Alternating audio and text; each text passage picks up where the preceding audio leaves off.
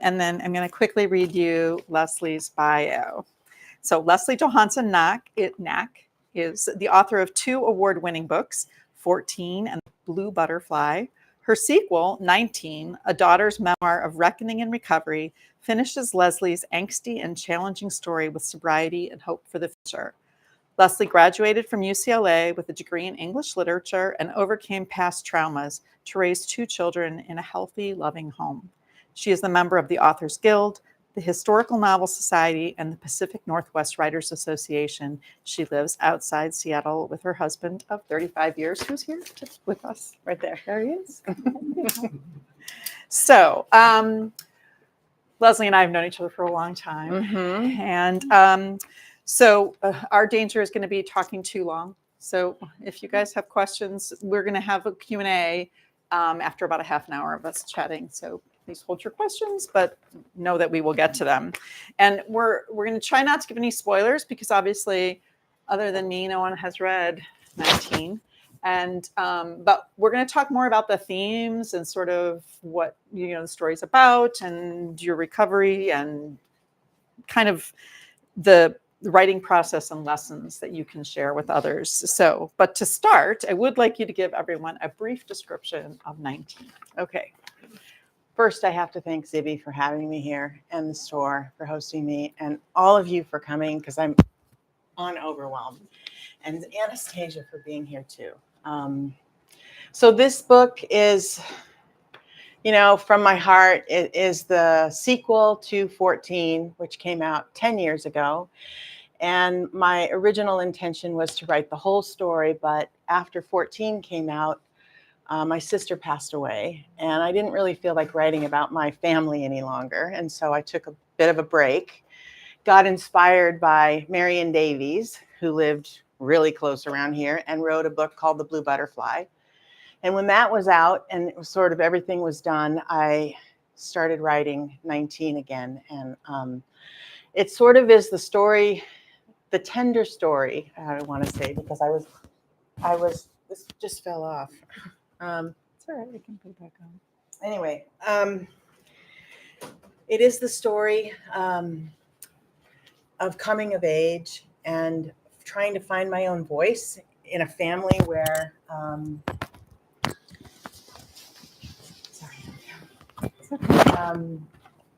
in a family where I was struggling to find my identity to begin with. My father was very powerful, very overwhelming, and he was a single father. My mom went in and out of mental hospital. Leave it there. While I was growing up. And so she was absent a lot, and my dad sort of stepped in and took over. And he was a great big Norwegian who came here from Norway when he was 23 to conquer America and live the dream, bringing his own baggage with him, of course. But he taught us how to sail. We lived like pioneers on a ranch. And when I became a teenager, we did all kinds of other adventures, but all during this, I was his favorite, and he was abusive, and from what people could see of our family, they were like, "Wow, those girls, they're so lucky, they're so this, they're so that." But behind the scenes, it was a whole nother story, which I guess is pretty typical for families where there's a lot of dysfunction and abuse. So that's what happened in our family too. So this is the story of me fighting back and trying to find my own voice as I aged. Okay. So the book covers about a decade. Yeah, 10 years. But one of the questions that I had when I was reading it is why 19 as opposed to 20 or 18? Because it covers such a long period of time. Is there a reason why? So it starts where 14 left off. It starts the chronological story of our family, our life, and everything. But it's called 19 because that's the year my father died, when I was 19. And for as much as I hated him for all the stuff that he put me through, I loved him so much for being a great father. I mean, he was the extremes on both ends. And so when he died, I just felt like I had spent my whole life pushing up against him and proving to him that I could do it and doing the next challenge, the next adventure, the next thing the next bar he raised for me. And when he died in an airplane crash when I was 19 in his own plane in Mexico, in the jungles, I sort of lost myself. I just I was confused why I was so sad that he was gone, because I'd wished for him to be dead for years and years and years. And then he was dead, and it was like, well, then who am I now? And in relation to at 19, I was just lost. And so this is the year that it really defined my life. When he died, I had to become who I was. So. Yeah, I think so. You mentioned that we talked a bit beforehand about some of the themes, and I think one of the things that we both talked about, I had a controlling father as well, not in the same way, but I think that when you grow up with a father like that or a mother like that, there's this dichotomy, this love-hate dichotomy, but also you take on, at some point, it becomes your own voice. Their voice is gone. He's died, but the voice now is inside of you. Can you talk a little bit about that and how you overcame that? So that was haunting because, like in any abusive situation, when you're being told you're stupid, when you're being told you can't do it, all of the things that abusers tell their kids or their victims or whatever, that sort of becomes your internal dialogue. And at the end, when I went off the deep end and I drank and used for 6 years, and then I got sober in a treatment program. And one of the first questions I asked the therapist in the program is, when is this voice in my head going to be gone? Because it just tells me I can't do it. I'm not good enough. I'm never going to amount to anything. And it took years. It took years for it, years of work and recovery and therapy and all kinds of personal growth. It took decades, really, for it to be gone altogether. It still creeps up when I'm in a situation where I'm vulnerable, like maybe tonight. Like I have a button. We all have these buttons. Yeah, triggers. My button is I'm not good enough. Yeah, and so my voice tells me I'm not good enough to sit here in front of you and tell you, why would you be interested in my story, kind of thing. But I fight back against all of that now. So, yeah. And I think when we were just talking about this briefly just today, that there's tools that you used to kind of overcome some of those messages that you had. And one of the things that's interesting when you guys read 19 is that, and correct me if I'm wrong in this interpretation, but Leslie was sort of asked to be the adult in many ways in a situation, but at the same time, she was incredibly vulnerable. So you're being asked to take on a role that the parent should be taking on, and at the same time, they're discounting you. So you're in this constant state of not being sure what's safe, and that feeling of being unsafe makes you doubt people as you go through life. Right.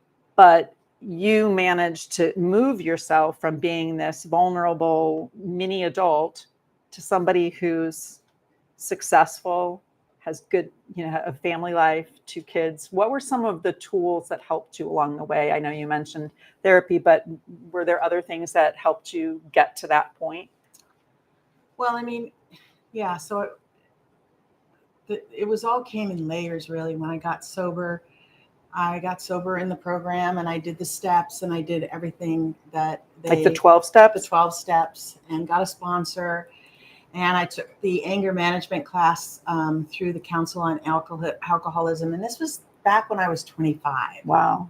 I'm 64 now. So it's a long time ago.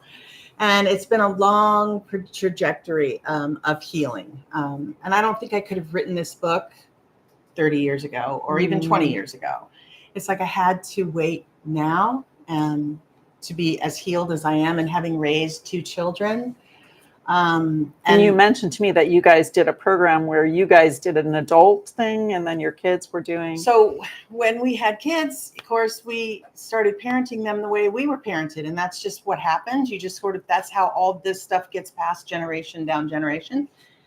And David and I were fighting terribly. And so I found a parenting program and we started taking classes at this parenting program because I was a very autocratic parent, like I was raised, and he was very lenient parent, like he was raised. And it wasn't working for us. But we found these new tools and we focused on it for several years. We took these classes and they had a kids class even where the kids could go and learn how to say what they wanted and how they felt, and they could participate in the class with the other kids, and then the parents would be in another class. So all of these skills, it's like you think about back on them now, it's like it's just a re-education of everything. It's a re-education of everything that I was taught, and that's so hard. I think that's one of the things. Like I know, I was raised in a very traditional, like happy home. 5 kids, foster kids. My mom was a school teacher. My father was a pastor. Of course, we had our skeletons in the closet, but even then, there's like the patterns that you're talking about that you take on, and sometimes Leslie and I were talking about, like sometimes you see something, you see yourself doing something, and you go, no, and then you, oh my God, I sound just like my father. Yes, and we all do that, or my mother, and but I think it's also super important what you were mentioning about doing something for the kids, because I think sometimes, as you know, kids hold on to something because they feel like they're supposed to be the good, like they're supposed to be good. They're not supposed to make waves, and they don't know how to communicate their feelings sometimes. And I think that's fabulous that you guys did that. I didn't even know that kind of thing existed. Well, I mean, I think if I could just, I think I was raised like my hair was on fire. It was crazy life until 19, and then everything just stopped. And then it was like, well, then what? And taking all that forward, the kids, when our kids hear about my life back then, they think, oh, I want to live like that. I want to sail around the world. I want to go recover stolen boats undercover. I want to deliver a boat from Hawaii. I want to do all these amazing adventures. But that's just like part of it. The other part of it is all the stuff you got to pay for in order to have that experience, you know? And so I wanted to give them this kind of Ozzie and Harriet family. I really wanted to live on a cul-de-sac, and I wanted to have kids that they could play with, and I could call them in for dinner. And I just really wanted, and we did that. And that's one of the things that I'm most proud of, is that I stopped what happened to me moving forward. I didn't pass down the abuse or the things that were done to me. And I'm really proud of that, because they're really great human beings, both of our kids. And we're really proud of them. So it was hard work. It's a very hard thing to end, like to end those patterns. They naturally just, like you said, it's some of it is just ingrained in you. Yeah. You don't even know you're doing it, and then you find yourself doing it. One of the things you also mentioned to me in the previous conversation was that this was really hard to write, but that it was also in a way a gift. Can you tell us or talk a little bit more about that part of it? Well, I mean, in order to write it, I sort of had to relive it. And when you relive it, then it's like another trauma. It's like a whole nother level, like peeling the onion again. And so after years and years of really not dealing with it and living my own life and trying to get new skills, like I was just talking about, then to go back and revisit and dig it all up again, I had to start therapy specific. Like I would write pages and I would send them to my therapist, and then I would send them to my editor. And then I would meet with my therapist about the pages, and then I would meet with my editor about the pages. And it was like, this was for like 6 months. We were living in Mexico over a winter. And it was a really hard winter, because I was just going through the whole book again and really putting everything down, which got completely edited. You kind of write it all. Spill it, yeah. You spill it all out, and then the editor comes in and kind of hones it all down. And stuff. Right. So it's much more manageable now. So when you were doing that process, because I think there's some other memoir writers here, did you feel things viscerally again? And I did had you? anxiety attacks. Yeah. And so could you, when you went to the therapist, were you able to sort of step aside and sort of see it from Yes. above and analyze it differently? And how did that inform the book? Do you feel like there's like, how did you manage that being in the moment but also reflecting on it? Well, I mean, with each of the scenes, it's like I'm writing each of the scenes in the book, and I'm reliving it, but I'm also trying to bring some wisdom and showing. I mean, my dad was a really complex person, and so I think in 14, if you've read 14, you see that he's a whole person there. He's not like some cardboard cutout of a horrible father who abuses his daughter and takes them around the world. He's like a real person. And so that was really important to me, to write my mom, who also struggled. She met my dad. She met my dad when she was 21, and they had 3 kids right away. And usually mental health issues don't show up until your early 20s. Sometimes the real serious 19 ones. to 26, yeah, is usually the. So she had 3 kids, and then she started having mental breakdowns and needing to go into the hospital. And back then in the 60s, it wasn't anything like it is now. So that cloud followed us all through our childhood, and not having her around to be the mom. She did cook Thanksgiving dinner and Christmas dinner, and she did show up sometimes. But I lost my train of thought. No, that's okay. Anyway, I can see her as a whole person. Like my heart goes out to her because she struggles so much. But then it makes me so mad when she's not there, and I'm like 14, and she's completely abandoned me, and I'm all on my own to fight on my own. And it's like, it's just this love-hate thing again. Yeah. It's like this. And it's that having to be the adult. Keeping all the balls in the air. Yeah, having to be the adult. Having to be the adult. And Dad looking at me like I was his miniature wife, kind of, because I took care of all the other stuff. I was kind of organized, and I was capable. And, yeah. So when I thought it was interesting because you guys lived on a sailboat for a while as adults, right? Oh, you guys still sail. Yeah. Do you still have a boat now? No, we sold it when we moved to Washington. So one of the things that I wanted to ask you about is, as you were moving from childhood and then through your recovery and then into adulthood, what did you hold on to from your childhood, and what did you let go of? Because you clearly held on to sailing. Because like for some people, the scene of the trauma is something you don't want to ever have anything to do with again.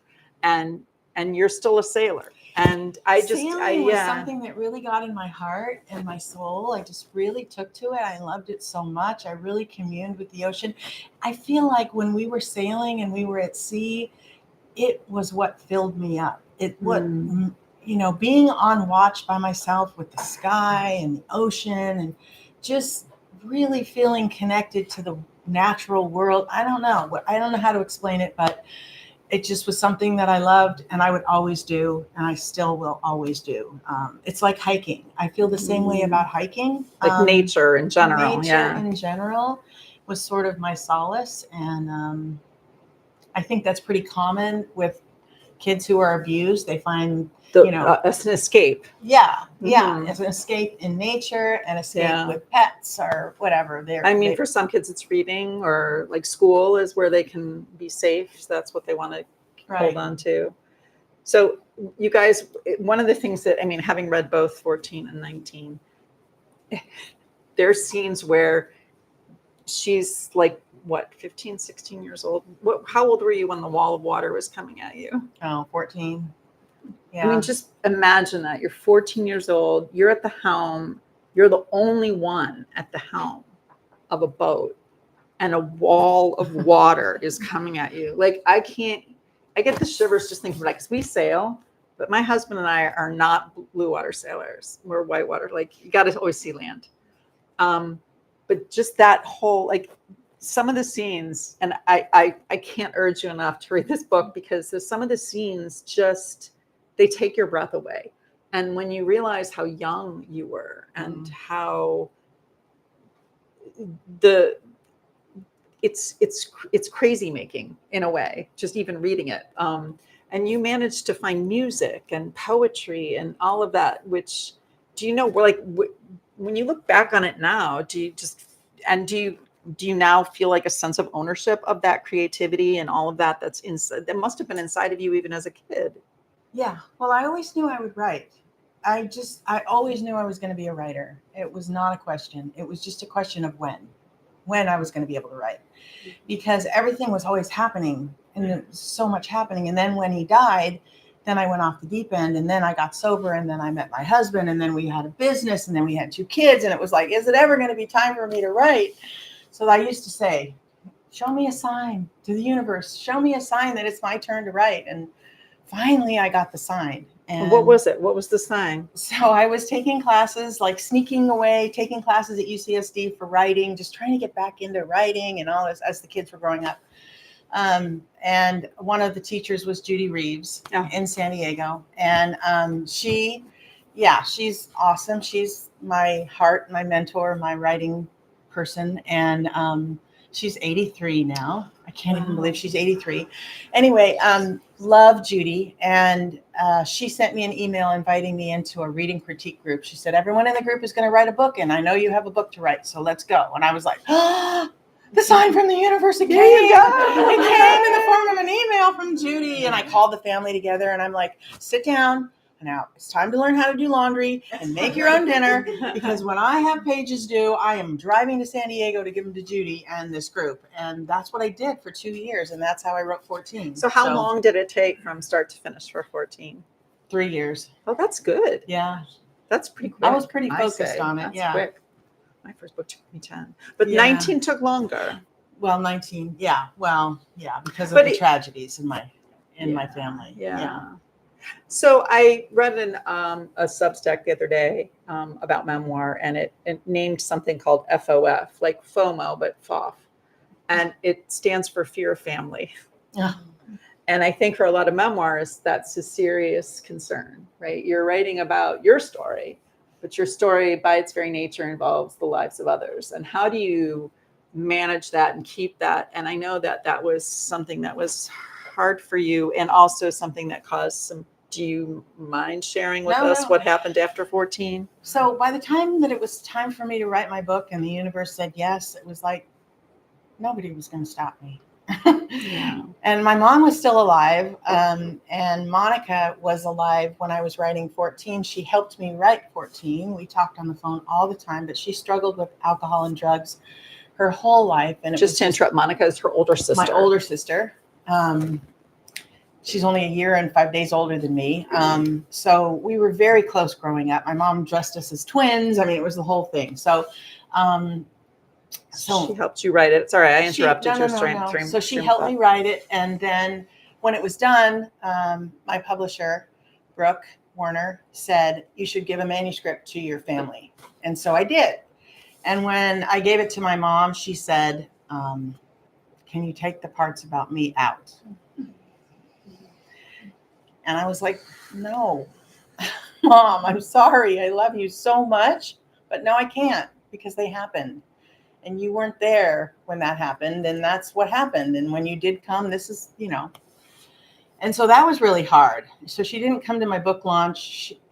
But she eventually made peace with it. And she said, just promise me you won't publish anything more about me until after I've passed away. So she passed away in 2021.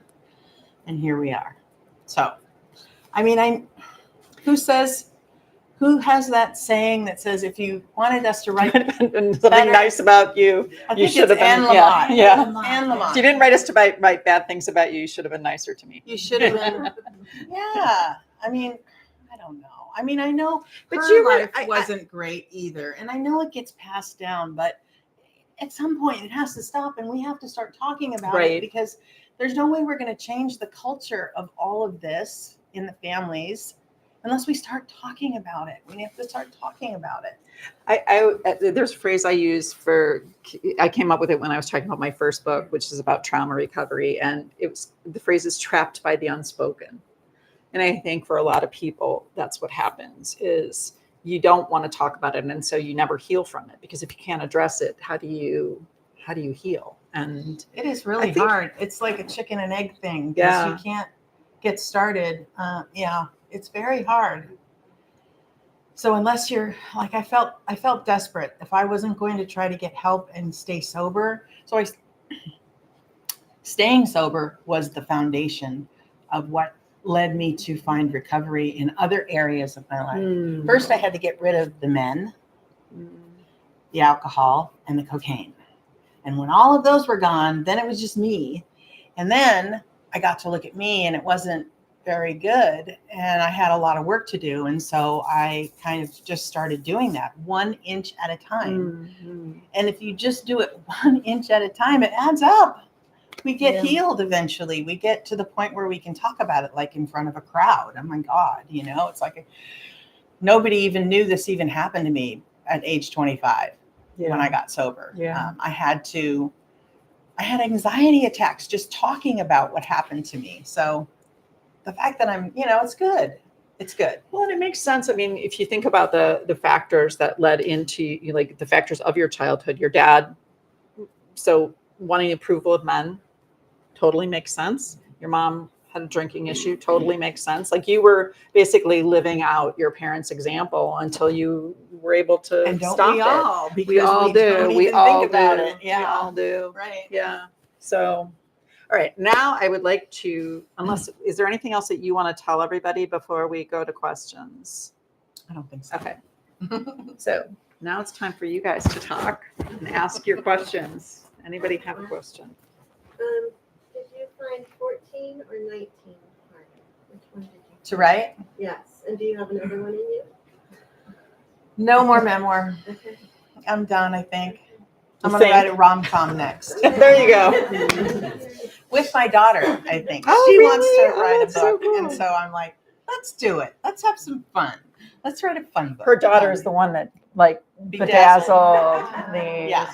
So And so she also pretty. does my social media. She's amazing. So, anyway, I think 19 was harder because 14, I'm more of a victim because I'm young and I don't really have choices. I'm put in these circumstances and things are done to me or whatever. In 19, it's like I get like an attitude. I'm like, I'm going to show you. And this is, I was just a complete rebellious. I just did what I wanted and I paid the price for it. And that's, how it goes. And so that was on me. And so exposing that side of me feels a little bit, but again, you're young. This is what, And also, you didn't have any, you had a controlling father, but you also didn't have a lot of structure in your life. No. I mean, I think most of us, when you're going through your teen years, you're in school. So you're going to school every day. And even if you don't like school and even if you skip school, there's still a structure. But you were going in between. I mean, the number of schools you went to and where you went to school. 5 high schools. I mean, I know. And then the willingness of your dad to take you out of school to do something else, kind of that would translate, I think, to any kid. Well, school's not that important, right? I mean, I understand why 19 was harder, but I think that some of it is you're still hard on yourself. Yeah, I'm really even hard on now myself. You're really hard on yourself. Yes, I am, and that's comes from my childhood. Yeah, he held the bar really high, and in some ways it's weird. Some ways I'm really grateful for that because I've accomplished a lot because of that. Mm-hmm. But it comes at a cost, right? It's like I have to learn how to be more compassionate with myself and understanding, and it's like. Those are the adult lessons for me. The learning how to forgive myself and allow myself to make a mistake and allow myself to. It's hard. It's like I want to just keep pushing and pushing. It's like in me or something. I don't know. Well, and I think admitting vulnerability, because I think when you were vulnerable as a child, you couldn't be. Right? Yeah. There was no place for it. So even now, there's probably a little bit of a resistance inside you saying, vulnerability is not a good thing. And what you did, this is the most vulnerable we can be. When you put your life out for everyone to read, that is the most vulnerable thing. So I think just between you and me as friends, I hope that you take some strength from knowing that you have that power. That's incredible. I mean, it really is. The gifts of being connected with these young girls at these events I do. Like I met a young girl named Molly at the Pacific Northwest Writers Association when we did a panel, and she came up afterwards and she bought my book, and she was just amazing. She was like wanting to heal herself. She was young. She wanted to write her own story, and we connected. And at every place I go, pretty much, I get to talk to. When I came here for the Zibby event in September, I met a girl named Dylan, and she bought one of the books, and it's connecting with those people. I think it's all worth it because they are looking for someone. They are looking for someone who's ahead of them on the path, and I'm happy to show you the way. You might be their universe talking to them. Remember when you were waiting for the universe, you might be that for someone else. Yes, and I have been that for someone else a couple times, and it's quite an honor. It's really the gift of it. It's pretty amazing. I keep getting goosebumps. All right. Anyone else? So I was going to ask you, but you already answered it, I think, what the most rewarding part of writing this book was to you. And it sounds like you've answered it. So what message do you have to the young girls that you see, that you meet, or the people that are still struggling with what you went through? Obviously, it's not identical, but what, with alcohol, drugs, and coming out the other side, what message do you have? I think the most rewarding part sounds like it's these young girls. So you answered that. It is. Something else you can add that to. It is, but I mean, I just want to tell the young girls that you have so many gifts that we need. Please believe in yourself. Please keep going. Please invest in yourself because you're worth it. We need your stories. We need you to be out here helping us carry the message. It's like a groundswell. We're changing the culture. It's not easy. And we need everyone involved here, everyone coming out. And I'm happy to support anyone who's doing that, really, honestly. Well, and I think your message of it ends with me. Like, I know that's a name of a Colleen Hoover book, and I didn't mean to make it sound that way because this is but the idea that that taking that stand and telling those stories, that's the only way, again, getting rid of the unspoken, because it's the only way that we're going to be able to address it and heal it. So Debbie? I got one. So for 14, I recall you saying that you relied in part on diaries and the ship's log. What did you use for 19 to recall events from 40 years in the past? So I still kept a diary. I have a lot of writings myself, and I also have poetry that I wrote, and friends that were around at that time I have communed with and we've talked about. There's a scene in here where a girlfriend of mine signs me up for the Miss Newport Beach pageant. And she just passed away from cancer, but she and I just relived our whole crazy fun. This was fun. We were in Newport Beach. We were bar hopping. We were just having a blast. And she's like, I'm signing you up. And it's like, and then I had to do the whole thing. And it was horrible being up on stage. She played the guitar. I played the guitar. I played Carole King songs or whatever. Because that's what we did at sea when we had our guitar. We played, Anyway, so I had different, and I remembered more because I was older, kind of thing. So. Are those in a place of honor, your journals and everything? They are. And I don't know what's going to happen to them. I think I'm just going to throw them out. Really? Wow. I think I don't want to honor them anymore. I think I've written it here and I'm done and I'm ready to release it. And I don't want to pass that on to my kids. What are they going to do with it? Yeah. They don't want to read all that. But also, what's so interesting is that, sorry, this is an aside, but we found a journal that my mother-in-law had written. And we were reading parts of it. And as outsiders, we thought it sounded so horrible. right? Some of the things that she went through. But then we realized that we were not seeing any of the good stuff. It's sort of like when your kids go off to college. If any of you have had this happen, they call you and no one invited them to sit with them, or whatever. And you hang up and you're like, oh, this is gonna be so awful. And then you talk to them 2 days later and they're like, oh yeah, and then like 5 minutes later somebody came and I went to a party. And you've been living with their angst for 2 days, and never they're share the good fine. stuff, yeah. And I think that can be the same thing that happens with things that people leave behind. Like, we feel all your angst and we don't feel the healing. That's right. right. So That's right. I think that sometimes those things are better left gone. Yeah. I don't know how else to say it. Better left, not left. No, Um, I agree. I don't yeah. think there's any reason to enshrine them. Unless, of course, your books are going to end up and all your journals are going to end up at UCLA in their rare, Oh, in their now rare stop. book. Not happening to me. You never say never. So do we have any other questions? Yeah, I have one. So, I mean, now as an adult, you can look back and you can recognize that, what you lived through was not normal. It was toxic. It was awful.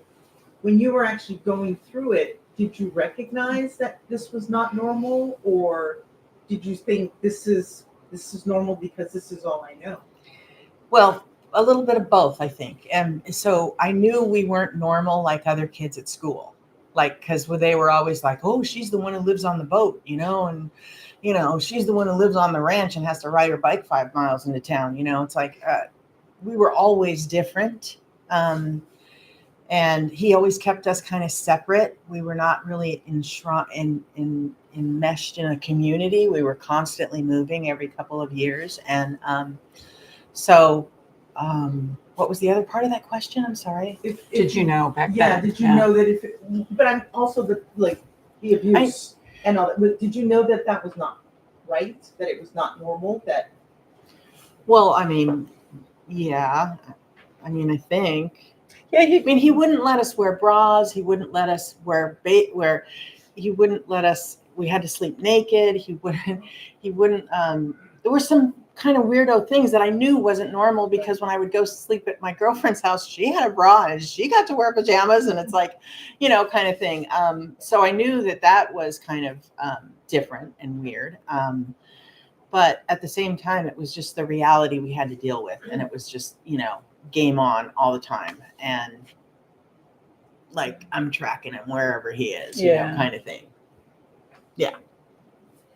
So I know we have to stay on track, but one of the things that you mentioned to me, and I meant to bring it up earlier, is that one of the remnants is that sometimes you find yourself reacting to people and not immediately understanding why. So some of the remnants of being raised, that no matter how much healing, it's like there's always seems like there's something. And one of the things that I struggle with is my uncontrollable sense of fear sometimes. Sometimes I just get really afraid of a situation or a person, or we'll walk into a room and it would just feel really bad and I don't know why. And I used to really just blow that all off and just sort of power through it. And I'm becoming better at listening to myself over the years. And so when I have a situation like that, I pay attention, and like my poor husband, I'm like, are the doors locked? Are all the windows locked? Is everything battened down? Are you sure no one can get in? It's like, because I was constantly feeling like someone was coming to get me as a child. And I think, I don't know if I'm ever going to get over that. That kind of sucks to not be able to live in safety. But I think, I don't know, maybe just when your brain is little and you grow up that way in fear all the time, that's just part of the DNA of it. So I'm learning to listen and thank gosh I'm married to such a great guy, because he listens. He listens to me when I'm like, I can't go in there. I don't want to do that. Did you lock the door? Can we go now? Kind of thing. He's great. He's like, doesn't ask any questions. He's like, yep, we're here. We're out. So. Well, I think acknowledging that, I think that's another thing that is a good takeaway from the books, is that sometimes there's things we can change, and then sometimes there's things we just have to say, it is what it is, and there's nothing wrong with me for acknowledging that. There's nothing that doesn't make me faulty or weird or strange or weak. It's just something that is part of me. Learning to integrate it. And I have to learn how to integrate it and to accept it and to not judge myself for it. Because I think that's another thing that one of the things that I love about your book is it's such a unique story, as all memoirs are, but there's also so many things that are relatable. And I think when people read it, they will be able to see those universal truths. The more personal you are, the more universal your story becomes, and you really go there. And I'm so proud of you, and I hope you are proud of yourself. I am very proud of myself, and I hope you all. thanks. And Thank you, everyone. I appreciate it. So now we're going to have the opportunity to buy and get your book signed by Leslie, and I have. Yes, we haven't said anything about Anastasia, but she has written 2 amazing books. This is her first book, Blurred Fates, which is a really good read, a really good book. And this one was her second book, also very good. They're both about mental illness and healing from mental illness. This one I say is this is the Trapped by the Unspoken book. It's trauma recovery wrapped up in a domestic thriller. And this one is about 2 young adults who meet and fall in love in a residential psychiatric facility, leave against medical advice to take off on a cross-country journey. And because they are young adults, the authorities will do nothing to help their families find them. And so the 2 moms join forces and take off after them with just a handful of clues as to where they might be. So it's kind of the young people going from New York to Yosemite, and the moms just a little bit after them, taking a similar journey, trying to find them before things go sideways. So those are if you buy this, you get this one for free. While supplies last. No, last final questions while we still have them? No. Thank you so Thank much you for so much. Thank you for sharing such a personal story. Congratulations. Thank you for being here, Anastasia. Thanks for taking a picture. On that note, please buy the book if you don't have it, all of the books, and I'm sure they'll both be happy to sign copies. Thank you.